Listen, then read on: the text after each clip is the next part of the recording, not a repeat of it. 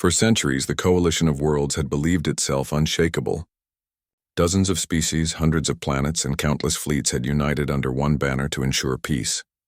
They built shining cities that floated in the skies, harvest stations that drew energy from stars, and trade routes that stretched farther than anyone could imagine. The coalition thought their unity would last forever, but then the Korthvar arrived. The Korthvar were not conquerors in the usual sense. They were destroyers, living engines of war bred by a world where survival meant constant battle. Their ships were thick with armor, their weapons designed to erase entire colonies in minutes. They did not negotiate. They did not take prisoners. They simply advanced, leaving broken worlds in their wake. In less than a decade, the coalition had lost more than a third of its territory. Whole species disappeared into silence. Fleets that once boasted invincibility had been torn apart like fragile glass. The proud coalition was no longer a symbol of peace. It was a desperate alliance on the edge of collapse. A desperate council, in the heart of the coalition. The Great Council gathered inside a towering spire of crystal and steel. Delegates filled the chamber, their voices raised in panic and anger.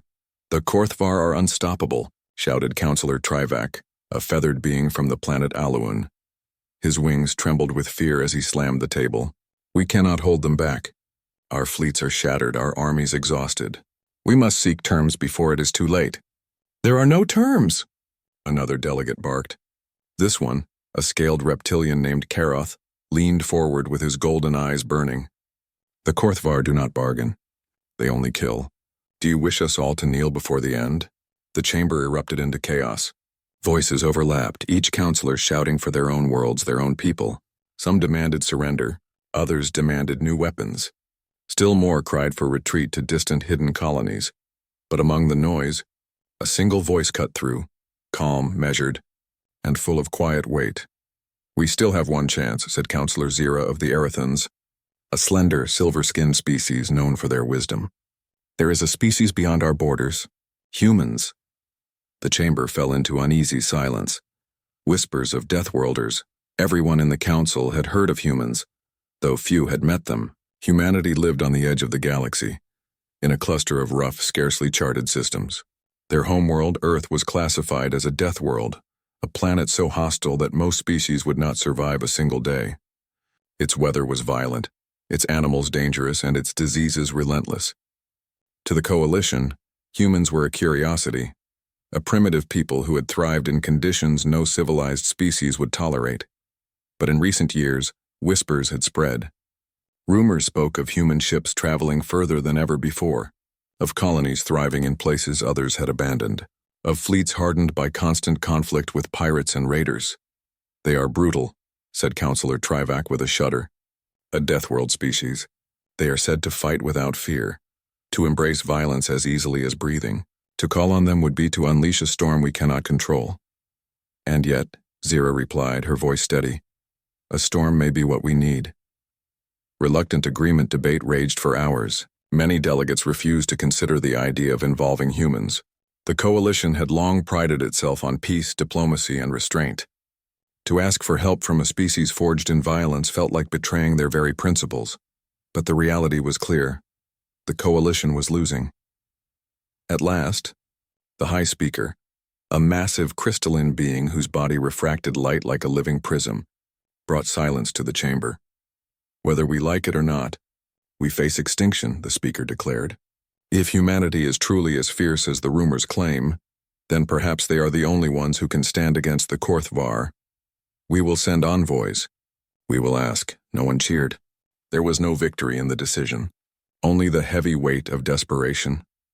The journey to Earth, a fleet of coalition diplomats and escorts was dispatched across the void, traveling to the human systems with hope and fear in equal measure. For many of the delegates aboard, it was their first time leaving the familiar safety of coalition space. The journey itself was dangerous.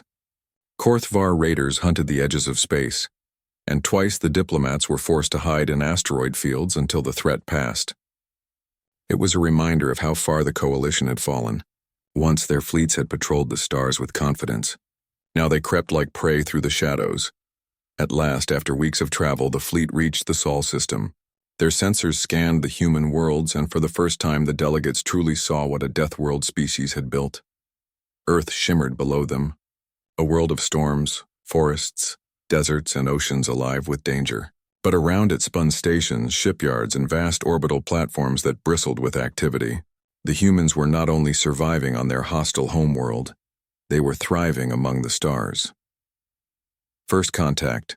The humans did not greet the coalition with ceremony or grandeur. Their first message was simple, direct, and sharp, spoken in clear interstellar trade language. Identify yourselves. State your purpose. The coalition envoys introduced themselves, their voices formal and careful. They explained who they were, the threat of the Korthvar, and their plea for assistance. The humans listened.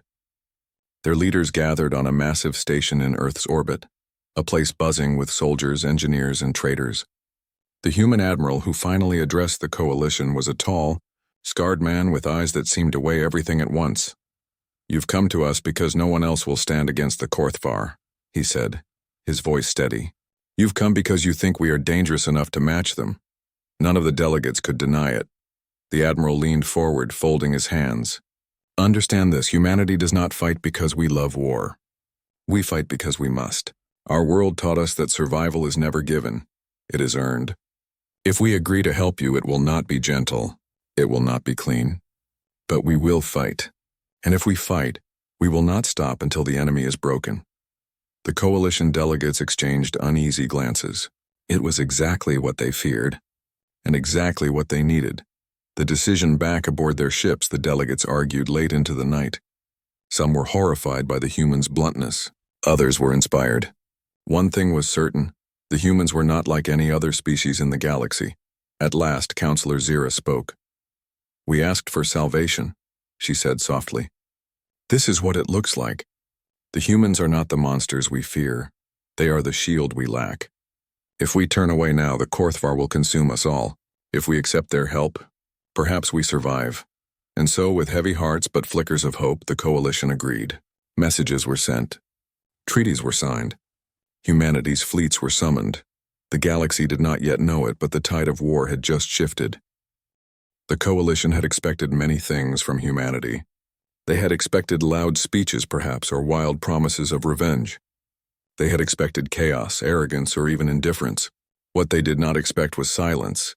When the treaty was signed, the humans did not celebrate. They did not boast of victories to come. They simply nodded, made their calculations, and vanished into the depths of their own space. For weeks, the coalition heard nothing. Some began to wonder if humanity had abandoned them. But then the fleet arrived. First sight.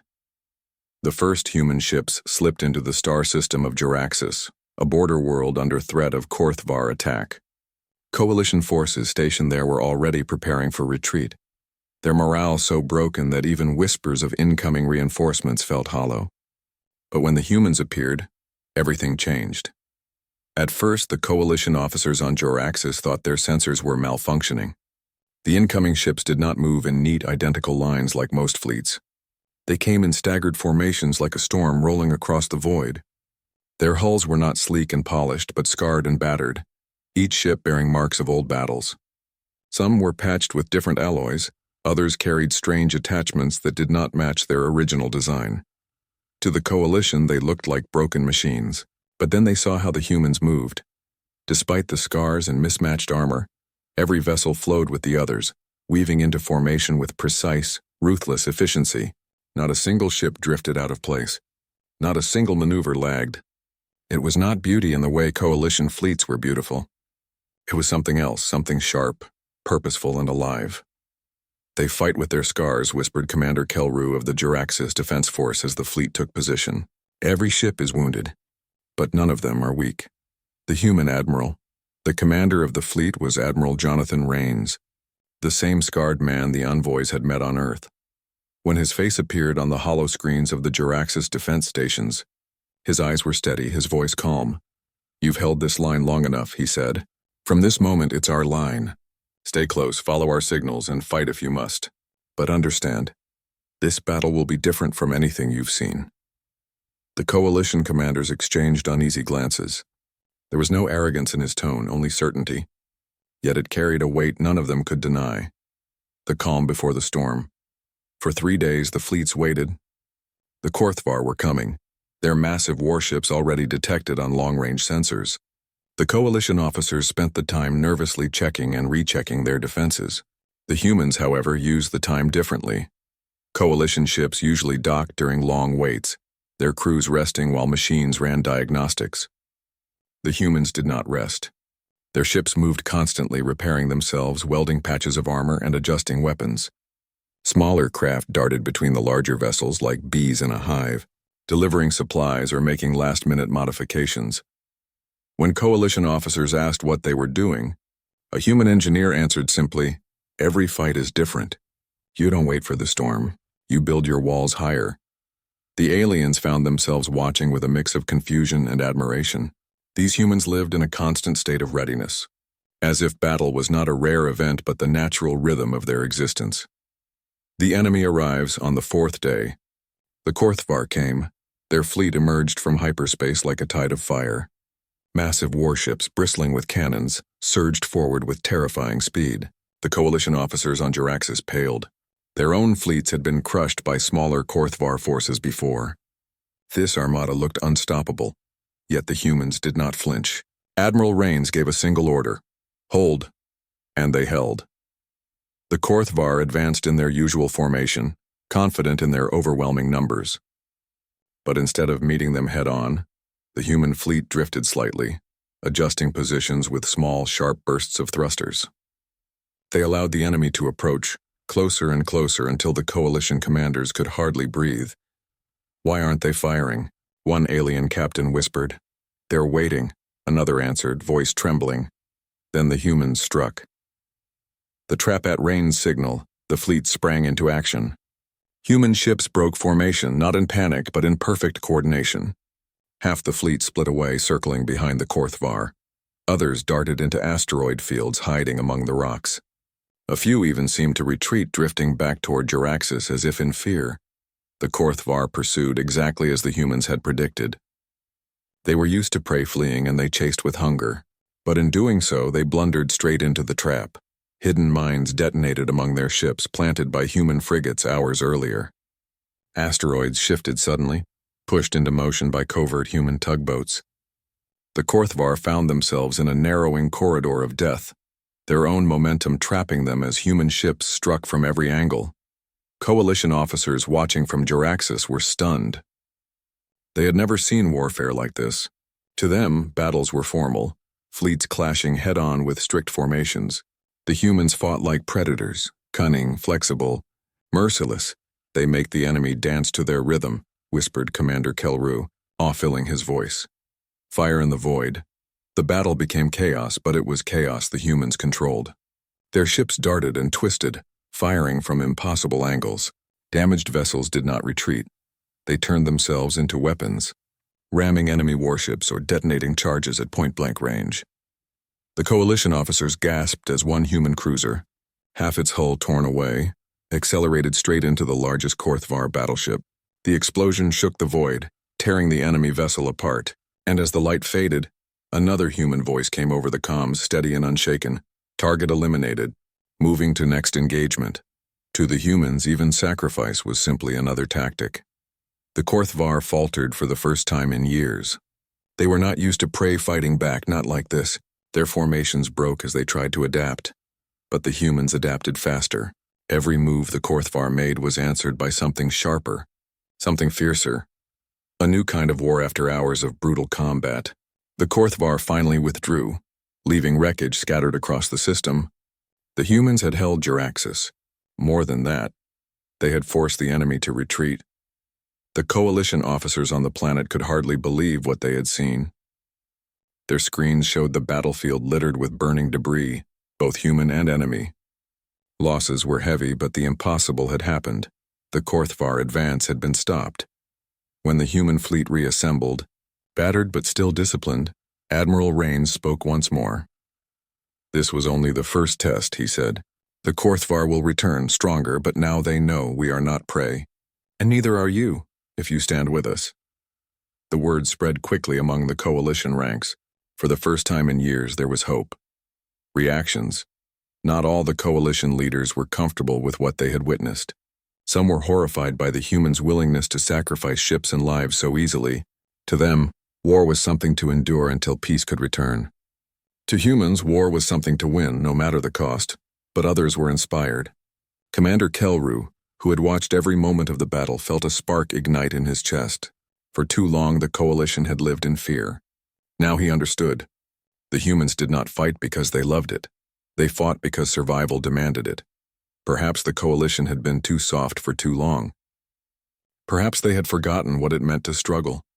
But now, with the humans at their side, they remembered. The turning point word spread across the galaxy. The Korthvar had been beaten back at Jaraxxus. Whispers grew louder in every council chamber, in every colony. The humans had come. And with them came a new kind of warfare, raw, relentless, and impossible to predict. For the first time in decades, the Korthvar advance had slowed. The coalition was no longer alone, and the galaxy was beginning to understand why humanity had survived its death world home for so long. The system of Jaraxxus was saved, but it was only a beginning. The Korthvar did not stop because of one defeat. They were hunters by nature, bred for endless war. To them, losing a battle was not shame. It was only fuel for vengeance. Within weeks of their retreat, scouts reported a massive Korthvar fleet gathering on the edges of coalition space. This time, they were not sending raiders or testing the human strength. They were coming in force, determined to crush the strange new enemy that had stood against them. For the humans, this was exactly what they expected. For the coalition, it was terrifying. Preparing the defense, the target was clear. The planet Jaraxxus again. The Korthvar wanted revenge, and they wanted to prove to the galaxy that no species could resist their advance. If Jaraxxus fell, the hope humanity had inspired would vanish. Admiral Rains and his fleet returned to the system, accompanied now by a larger number of coalition ships. At first, the aliens felt safer with more vessels on their side. But as they listened to human planning sessions, they quickly realized they were stepping into a kind of war they had never known. Human officers spoke quickly and directly, laying out strategies that sounded reckless to coalition ears. They talked of using debris fields as weapons, of luring enemy warships into planetary gravity wells, of sending damaged ships forward as bait. "This is madness," one coalition captain whispered. "No," answered Commander Kelru, who had watched the last battle. "This is how they win." The enemy arrives. The Korthvar armada appeared on the edge of the system like a tidal wave of fire and steel. Hundreds of warships poured through hyperspace, their hulls gleaming with heavy armor, their weapons crackling with energy. From Jaraxxus, the sight alone made citizens tremble. Some believed the end had finally come. But in orbit above the planet, the human fleet moved into position with steady precision. Their ships looked scarred and mismatched compared to the enemy's towering vessels, but they did not waver. Admiral Rains' voice carried through every channel. "Hold your lines. Remember your roles. They are strong, but strength is not enough. We will show them what it means to fight for survival." The humans did not roar or cheer. They simply acted, clash of fire. The first strike came like thunder. The Korthvar surged forward, unleashing a storm of energy blasts that lit the void. Human and coalition shields flared under the impact, some failing instantly as weaker ships were torn apart. But instead of retreating, the humans surged forward. Smaller ships darted into the storm, weaving between enemy fire with impossible precision. They fired missiles not at the enemy's strongest shields but at weak points: exhaust vents, docking bays, supply lines. Each strike forced the Korthvar to adjust, slowing their relentless push. Coalition officers watching the battle could hardly breathe. To them, space combat was about careful formations and measured volleys. The humans fought like wolves, striking fast, disappearing, then striking again from a different angle. The turning point. At the heart of the battle, a massive Korthvar dreadnought advanced. Its weapons dwarfed anything the coalition had ever built, its shields glowing like a miniature star. Against it, even the largest human ship seemed fragile. The dreadnought opened fire, tearing through a coalition cruiser with a single blast. Panic spread across the comms as captains called for retreat, but Admiral Rains' voice cut through the fear like a blade. "Focus on the dreadnought. Do not give it space." And then, to the coalition's shock, 3 human ships broke formation and charged directly at the enemy giant. One was already damaged, its engines sputtering. Another had half its hull blackened from earlier strikes. But they did not hesitate. "They're sacrificing themselves," cried a coalition officer. But that was not what happened. The damaged human ships moved with purpose, forcing the dreadnought to turn its massive cannons toward them. As the giant adjusted its aim, hidden mines placed earlier by stealth craft detonated across its flank. The dreadnought staggered, its shields flickering. In that moment, the humans struck. Missiles, torpedoes, and focused laser fire rained down on the weakened ship. One of the charging vessels, beyond saving, rammed straight into the dreadnought's side, exploding with enough force to tear open its armor. The great warship faltered, then split apart in a blinding explosion. The coalition fleet stared in silence. They had never seen such a thing.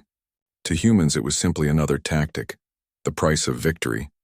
The destruction of the dreadnought shifted the battle. The Korthvar, shocked by the loss of their flagship, began to falter. For the first time, they hesitated, uncertain. The humans pressed the advantage, forcing them back step by step. Hours passed, each moment filled with fire and chaos.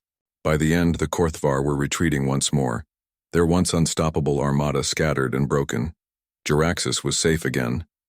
But the cost was heavy. Dozens of human ships had been destroyed, their crews gone. Coalition vessels, less prepared for such brutal combat, had also suffered greatly.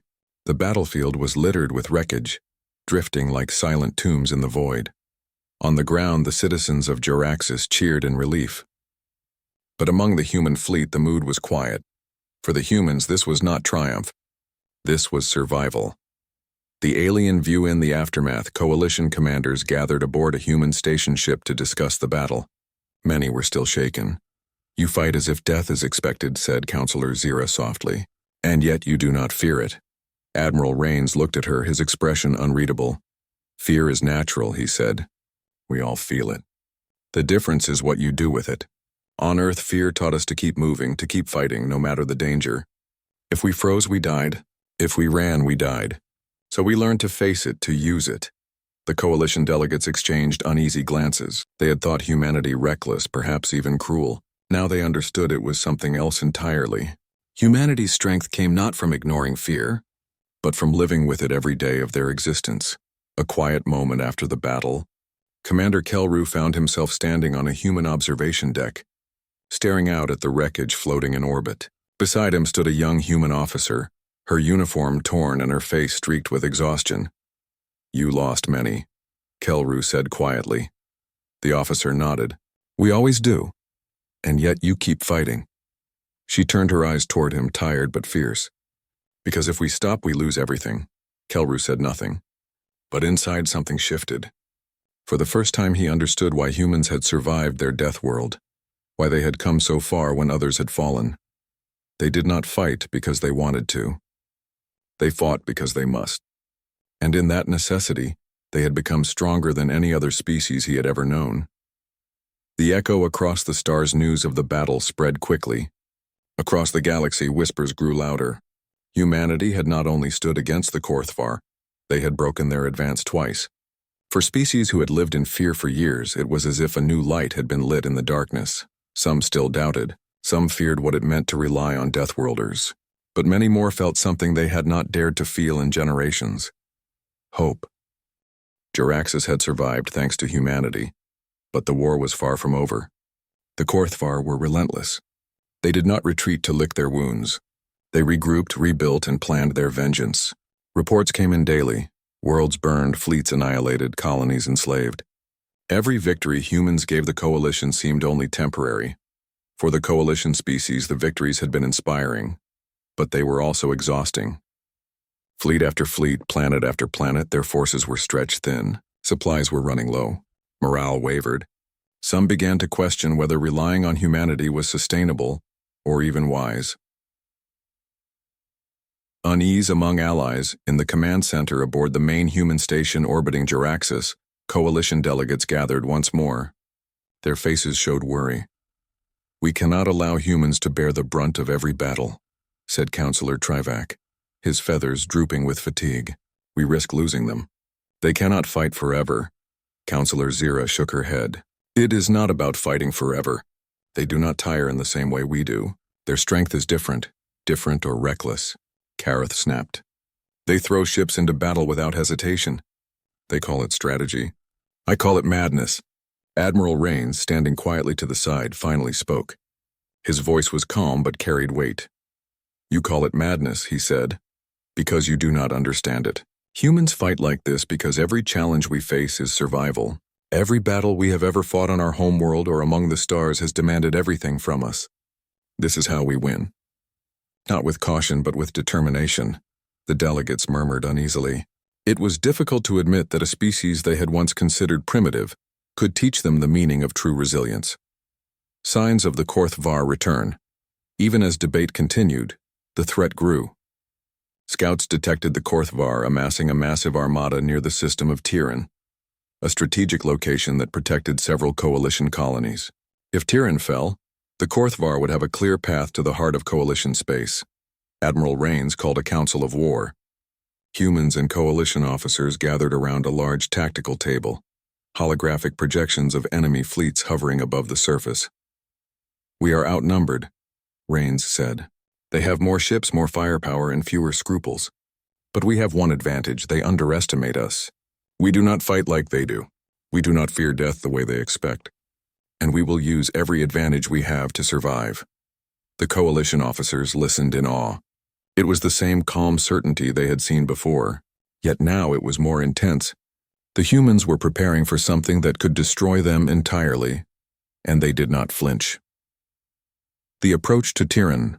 The fleet left Jaraxxus in formation. Humans led the vanguard, coalition forces following closely behind. Every ship was ready for war. Every crew member knew the stakes. Along the way, the aliens observed the humans' unusual methods. Smaller craft scouted enemy positions with precision, returning with detailed intelligence. Damaged ships were repaired mid-flight by teams of engineers working in zero gravity. Supplies move faster than anyone imagined possible. Even their losses are controlled, muttered one coalition officer. They sacrifice what is needed, no more. They do not panic. They do not falter. Yes, said another, and yet somehow it is terrifying, because it works. The first clash at Tyran, when the Korthvar arrived, they came in overwhelming force. Hundreds of warships descended like a black storm, their weapons blazing. The humans did not wait. Admiral Rains gave the order. Engage. Follow the plan exactly. The battle erupted instantly. Coalition ships fired cautiously, trying to hold lines. But human ships darted between them, striking weak points and luring enemy ships into traps. Asteroids near Tyran were pushed into orbit to create natural barriers. Human engineers set explosive charges on them to crush or damage enemy vessels. Every maneuver was calculated, yet it appeared chaotic to the untrained eye. The Korthvar, confident in their power, charged straight into the humans' ambush. Ships collided with explosive debris, while hidden torpedoes and missiles tore through their lines. The humans used speed, surprise, and cunning to turn the enemy's strength against them. Coalition observers were speechless. They do not fight like us. They fight like predators, one muttered. Humanity's sacrifice despite their skill, the battle was brutal. Human losses mounted quickly. Ships were torn apart, and entire crews disappeared in fire and debris. Yet the humans never wavered. Admiral Rains sent small groups of damaged ships forward, using them as bait to draw enemy capital ships into prepared zones. It was a tactic that cost lives, but it was effective. A young coalition officer watching from a support ship whispered to a colleague, "They risk everything, every time." And yet, the colleague replied, "They never panic. They do not scream. They do not flee. They just continue." The officer could only nod, filled with awe and fear. The breaking point hours into the battle, the Korthvar began to adapt. They noticed the humans' strategies and tried to counter them, forming tighter formations and focusing fire on the largest threats. But the humans were already thinking ahead. They split the enemy forces with coordinated attacks from multiple directions. One group drew enemy fire into a trap near Tyran's moons, while another struck directly at their supply lines, leaving the Korthvar ships vulnerable. The coalition forces began to see the difference. Humans were not reckless, they were relentless. Their sacrifices were calculated, every move designed to wear down the enemy while minimizing their own vulnerabilities. The battle reached a critical point. Both fleets were exhausted, but the humans pushed forward with unyielding force. One human frigate, half its engines destroyed, charged a Korthvar warship and detonated explosives that tore the enemy in half. Another vessel, barely functioning, fired torpedoes into the flank of the enemy's flagship, crippling its engines. Slowly, the tide began to turn. The moment of realization from the observation deck of the human command station, Commander Kelru of the Coalition whispered to himself, "They are not invincible, but they are unstoppable." He had watched countless fleets, studied countless battles, and yet he had never seen anything like this. The humans' courage, their precision, their willingness to endure loss without hesitation. It was unlike anything the galaxy had known. "They fight not because they are fearless," Kelru said quietly. "They fight because survival is a law they obey, not a choice." Aftermath of the battle. By the end of the day, the Korthvar were forced to retreat. Their forces were scattered, many of their ships destroyed or heavily damaged. Tyrion was saved, but at a cost. The human fleet had suffered great losses, and even the Coalition ships bore scars of the battle. Yet hope spread through the Coalition ranks. For the first time in decades, they felt that the war might be winnable. Admiral Rains addressed the fleet over the comms. "This is not the end. The Korthvar will return. They will be stronger, and their resolve will not weaken. But so long as we stand, we are not defeated. Rest, repair, and prepare. The fight is not over, but we have survived another day." The words were simple, yet they carried more weight than any speech the Coalition had ever heard. Humanity's strength. In the quiet moments after the battle, the Coalition delegates gathered again. Some were hesitant, still uneasy with the humans' methods, but most were filled with admiration. "They endure what we cannot," said Counselor Zira. "They sacrifice, yes, but it is always for a purpose. Every loss has meaning. Every action is part of a plan we cannot always see." "Perhaps that is why they survived their death world," said Trivak softly. "Perhaps that is why they thrive where others would fall." For the first time, many began to see humanity not as a wild, dangerous species, but as the galaxy's new hope. Preparing for the next strike as the fleets repaired and replenished, a new determination settled over the Coalition. They would follow humanity into battle even if they did not fully understand them. They would rely on their courage, their ingenuity, and their relentless will to survive. For humanity, the path was clear. They would continue to fight, to endure, and to prepare for the next wave of Korthvar aggression. They knew the war was far from over, but they also knew that survival and victory belonged to those who refused to yield. In the silence of the void, as stars flickered around them, the fleet prepared once more. The breaking point had come, and humanity had not only survived it but had shown the galaxy what true resilience looked like. After countless battles, the Korthvar had grown impatient. They had underestimated humanity once, twice, and now they would seek to crush them entirely. Reports indicated the enemy was assembling the largest armada ever seen, a fleet meant to overwhelm both human and Coalition forces. The fate of countless systems hung in the balance, but humanity did not falter. Admiral Rains studied the enemy movements from the command deck of his flagship, Resolute. His eyes were steady, scanning star maps, assessing positions, calculating possibilities. Around him, human officers and engineers moved quickly, repairing ships, organizing squads, and coordinating signals. Everything was precise. "Everything had a purpose. We know what is coming," he said. "We know what they believe. And we will show them why Deathworlders are not to be underestimated." Rallying the Coalition delegates had never seen such determination. While many species struggled to accept the humans' methods, the evidence of survival and victory was undeniable. Counselor Zira spoke to her fellow leaders. "Humanity is not reckless. They are relentless, yes, but there is a method to their madness. We follow them not because we understand, but because they succeed where others fail." Other delegates nodded reluctantly. The moment of doubt had passed. Survival demanded unity. The Coalition fleets, previously hesitant, now moved with renewed confidence beside the humans. The approach to the final battle. The Korthvar armada arrived at the system of Arcadia, a Coalition stronghold and the gateway to multiple critical colonies. The sheer size of the enemy fleet was intimidating. Hundreds of warships stretched across the void, bristling with energy weapons, shields glowing ominously. The human fleet, smaller but battle-hardened, positioned itself strategically. Human engineers had built defensive platforms around the system, hidden mines and gravitational traps, all designed to slow and damage the enemy. Admiral Rains addressed the combined fleet over comms. Today we do not fight for glory. We fight because if we fail, countless worlds will burn. We fight because the galaxy deserves to survive. Trust in each other, trust in the plan, and trust in yourselves. We will not stop. We will endure, and we will win. The words were simple, yet they resonated across the fleet. For the first time, fear did not dominate hearts. It was replaced by determination. The clash of armadas, the Korthvar advanced with their usual aggression, firing energy blasts and missiles that illuminated the void like lightning storms. Ships collided, shields flared, and debris scattered across the battlefield. But humans were prepared. Their fleet moved like a living organism, adapting to the enemy's every maneuver. Smaller human ships darted between the larger vessels, striking weak points, laying ambushes, and disappearing before retaliation could reach them. Coalition ships followed cautiously at first, then learned to move with the humans.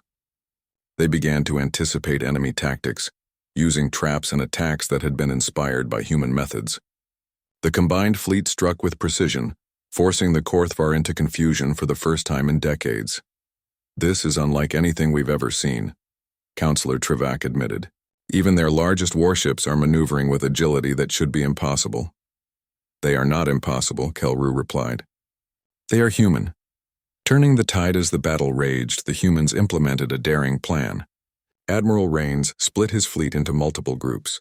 One contingent feigned retreat, drawing the enemy into a narrow asteroid belt laced with mines and hidden weapons.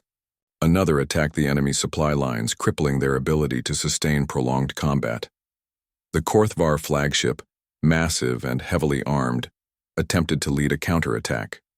But human ships, many damaged yet unyielding, swarmed it. Missiles and laser fire struck weak points, while smaller ships rammed and detonated explosives, forcing the dreadnought to divert attention constantly. The coalition officers watched in awe. They had never seen such tactics, so much risk yet so much precision. Every move the humans made seemed dangerous, yet it worked. They fight with death around them, whispered a young officer. And yet they thrive in it. Yes, replied his mentor. That is what makes them different. That is what makes them unstoppable. Sacrifice and strategy. Even with their skill, the humans paid a price. Several ships were destroyed in bold maneuvers, crews gone in seconds. Yet their sacrifices were not in vain.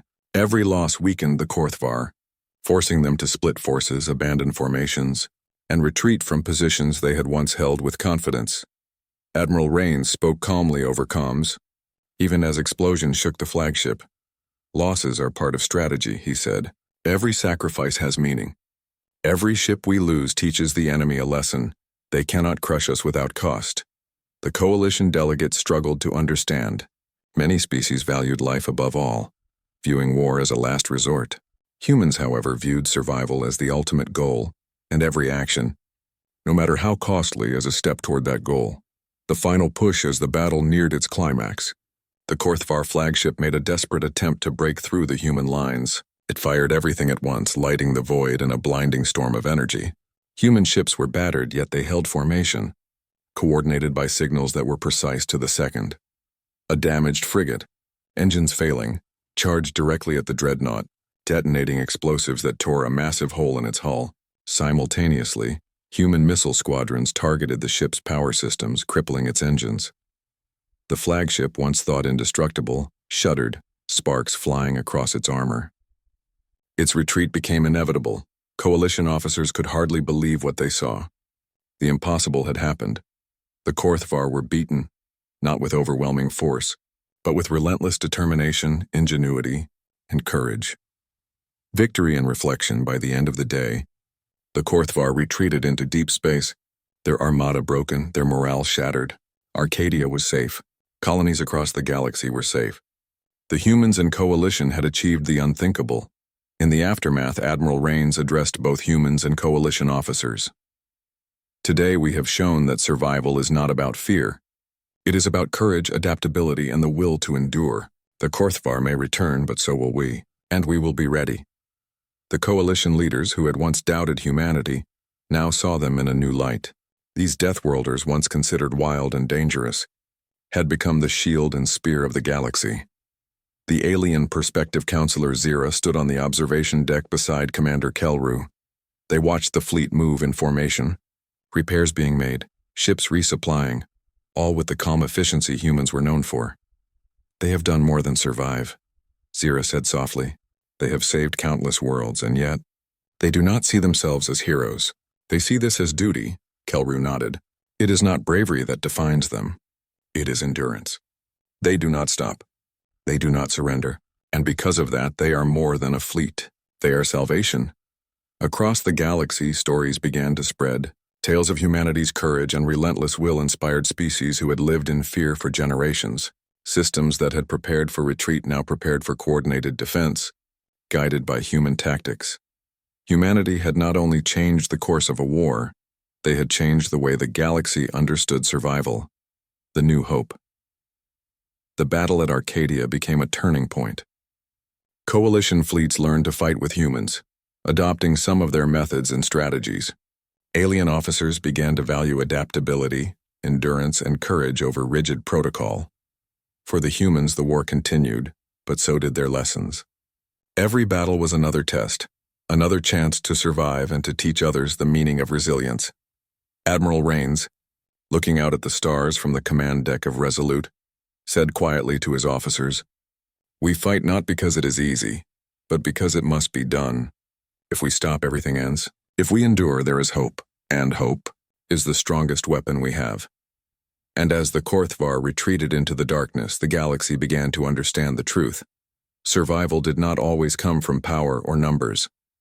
Sometimes it came from a species forged in adversity, a species unbroken by deathworlds, a species that refused to surrender.